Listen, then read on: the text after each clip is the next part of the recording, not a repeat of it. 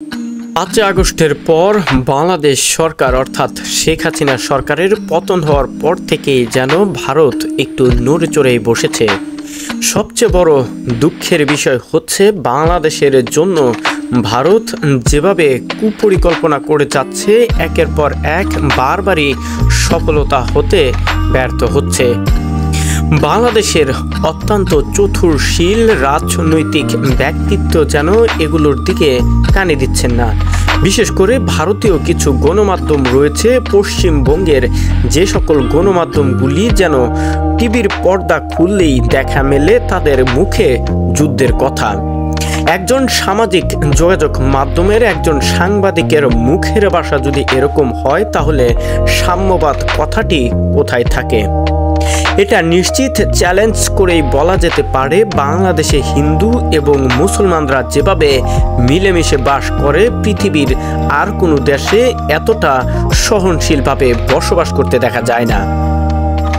যদিও 90-এর দশকে স্নায়ুযুদ্ধের অবসান ঘটেছে, কিন্তু বর্তমান সময়ে এসেছে ভারত যে স্নায়ুযুদ্ধের খেলাটা খেলতে যাচ্ছে সেটাতে সম্পূর্ণই ব্যর্থ হবে। বারবার বলা হচ্ছে পাকিস্তান এবং চীনকে নিয়ে বাংলাদেশ নতুন করে পরিকল্পনা সাজাচ্ছে। হ্যাঁ, ভারতের বুকেও একটু ভয়ই ধরেছে, কেননা এতদিন ধরে যে কুপরিকল্পনা সাজাচ্ছে এখন পর্যন্ত সবগুলো পরিকল্পনাই যেন ব্যর্থতায় রূপ লাভ করেছে। একদিকে পাকিস্তান আর অন্যদিকে চীন যেন ভারতকে চিপে ধরেছে, আর সে কারণেই এত শত বাংলাদেশের উপরে চাপ প্রয়োগ করেও বারবার ব্যর্থতার শিকার হচ্ছে।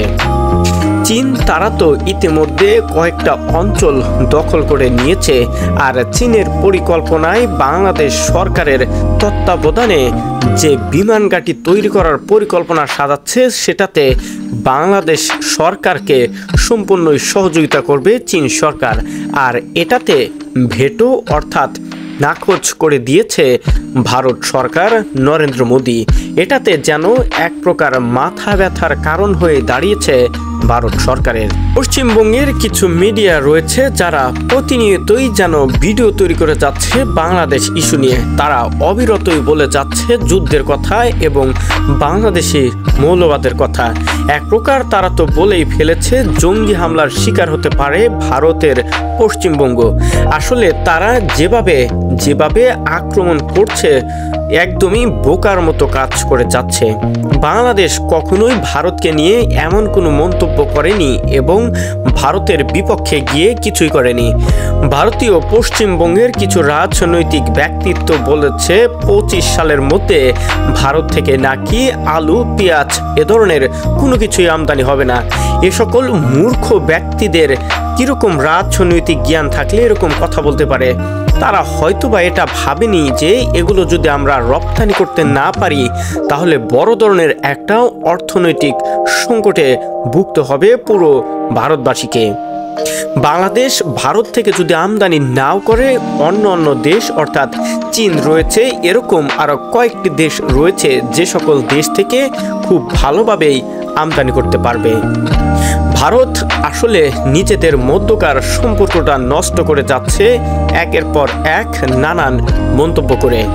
লোকসভায় যেন আয়োজন হলেই দেখা যায় বাংলাদেশ ইস্যু নিয়ে কথা বলতে।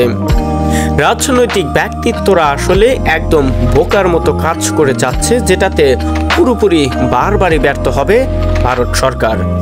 শহীদুল ইসলাম শহীদ, ডেস্ক রিপোর্ট।